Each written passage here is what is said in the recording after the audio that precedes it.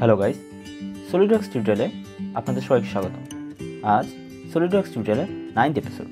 এই এপিসোডে আমি ইলিপস, ফিলেট অ্যান্ড চ্যাম্ফার টুল নিয়ে কথা বলবো। তো শুরু করা যাক।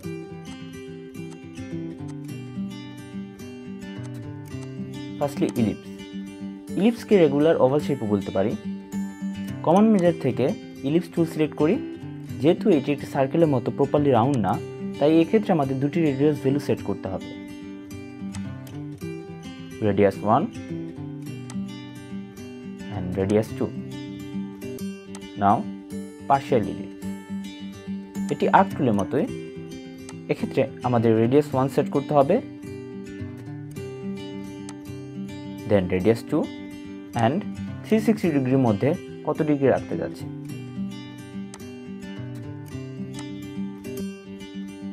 ইলিপস টুলের বাকি দুটি টুল প্যারাবোলা অ্যান্ড কনিক নিয়ে পরবর্তীতে কথা বলবো। আপাতত এই দুটি টুলে আমাদের তেমন প্রয়োজন নেই। নাও স্কেচ ফিলেট। সো কোনো শেপের কর্নারগুলো যদি আর্ক করতে চাই তাহলে আমাদের ফিলেট ইউজ করতে হবে। সো আমি একটি রেক্টেঙ্গেল ড্র করলাম। নাও কমন মেজার থেকে স্কেচ ফিলেট সিলেক্ট করি। লেফট সাইডে এন্টাইটিস টু ফিলেট একটি বক্স দেখতে পাচ্ছি। আমি যে কর্নারগুলো ফিলেট করতে যাচ্ছি তা সিলেক্ট করার পর এইখানে সেগুলো শো করবে। আমি রেক্টেঙ্গুলার কর্নারগুলো সিলেক্ট করলাম এন্ড এখানে যে চারটা কর্নার সিলেক্ট করেছিলাম সেটা দেখা যাচ্ছে। আমরা চাইলে রেক্টেঙ্গুলার সকল কর্নার একসাথে সিলেক্ট করতে পারি। সেটা করার জন্য আগে সিলেকশনগুলো ক্লিয়ার করে নেই। মাউসের right click and clear selection. Now মাউসের লেফট ক্লিক করে পুরো রেক্টেঙ্গেলের উপর দিয়ে ড্র্যাগ করলে চারটা কর্নার একসাথে সিলেক্ট হয়ে যাচ্ছে। এইখানে ফিলেট প্যারামিটার একটা অপশন দেখতে পাচ্ছি, যেখানে ফিলেট রেডিয়াস কত দিতে চাচ্ছি সেই ভ্যালুটা দিব। সো আমি 15 মিলিমিটার দিলাম। এইখানে ফিলেটের প্রিভিউ দেখা যাচ্ছে।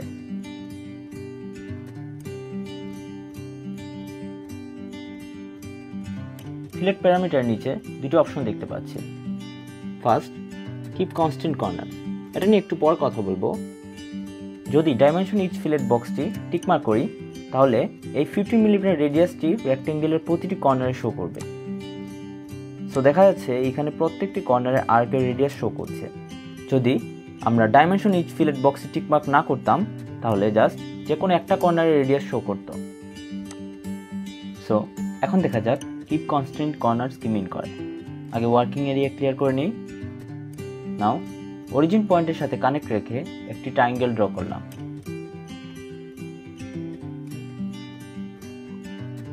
যেহেতু ট্রায়াঙ্গেলের এক পয়েন্ট অরিজিন পয়েন্ট অবস্থিত অ্যান্ড অরিজিন পয়েন্ট ওয়ার্কিং এরিয়াতে একটি ফিক্সড পয়েন্ট, যার জন্য এই পয়েন্টের সাথে অরিজিন পয়েন্টের কোইন্সিডেন্ট রিলেশন রয়েছে। ওয়ার্কিং এরিয়াতে যদি রিলেশনগুলো না শো করে তাহলে পপ আপ মেনু থেকে হাইড অর শো আইটেমসে ক্লিক করবেন অ্যান্ড ভিউ স্কেচ রিলেশনস অপশনটি অন রাখবেন। এখন যদি আমি কর্নারগুলো ফিলেট করতে চাই তাহলে স্কেচ ফিলেট, ইচ্ছে মতো রেডিয়াস দিলাম। এইবার কিপ কনস্ট্যান্ট কর্নার বক্সে টিকমার্ক রাখলাম, কর্নারগুলো সিলেক্ট করলাম। নাও কনফার্ম। আসলে এখন বিষয়টা কি হলো সেটা বোঝা যাক। আগে অরিজিন পয়েন্টের সাথে ট্রায়াঙ্গেলের এই কর্নার সাইডটি কানেক্টেড ছিল। ফিলেট করার পর এই কানেকশনটা ব্রেক হলেও এই কোইন্সিডেন্ট রিলেশনটা ব্রেক হয়নি। রিলেশনটির ইফেক্ট এখনও এই ট্রায়াঙ্গেলের উপর রয়েছে।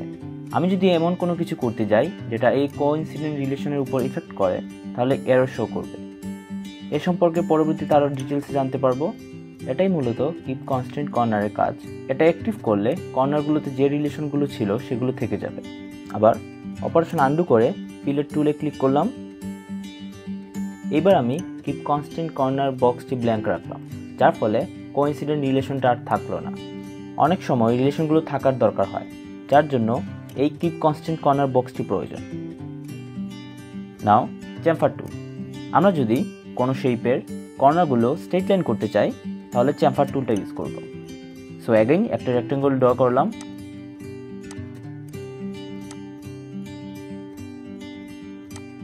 নাও কমন মেজার থেকে চ্যাম্ফার টুল সিলেক্ট করলাম।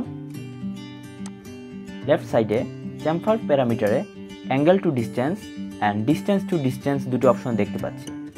ফার্স্ট ডিস্টেন্স টু ডিস্টেন্স, এক্ষেত্রে যদি আমরা কর্নারগুলো সিলেক্ট করি তাহলে কর্নার পয়েন্ট থেকে দুই দিকে ডিস্টেন্স রিডিউস করবে।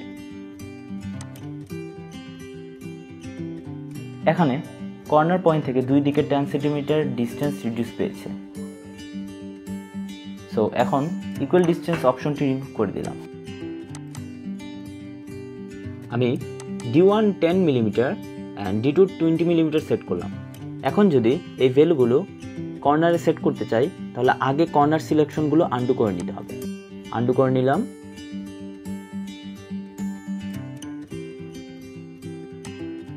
নাও এখন যদি আমি কর্নারে ক্লিক করি তাহলে দেখতে পাচ্ছি যে ভ্যালুটা দিয়েছিলাম সেটা সেট হয়ে গিয়েছে। এক্ষেত্রে D2 20 মিলিমিটার এই বরাবর সেট হয়েছে, D1 10 মিলিমিটার এই বরাবর সেট হয়েছে। আবার আনডু করে নিলাম। এখন যদি angle to distance parameter set করি তাহলে কর্নার থেকে একদিকে ডিস্টেন্স রিডিউস পাবে, অন্য লাইন সেই রিডিউস লাইনের সাথে অ্যাঙ্গেল ক্রিয়েট করে কানেক্টেড হবে। এখন আমি অ্যাঙ্গেল 60 ডিগ্রি করে দিলাম। সো দেখা যাচ্ছে রিডিউস লাইনের সাথে 60 ডিগ্রি অ্যাঙ্গেল ক্রিয়েট করে স্ট্রেট লাইন কানেক্টেড হয়েছে। আজ এতটুকুই। Stay home, stay safe.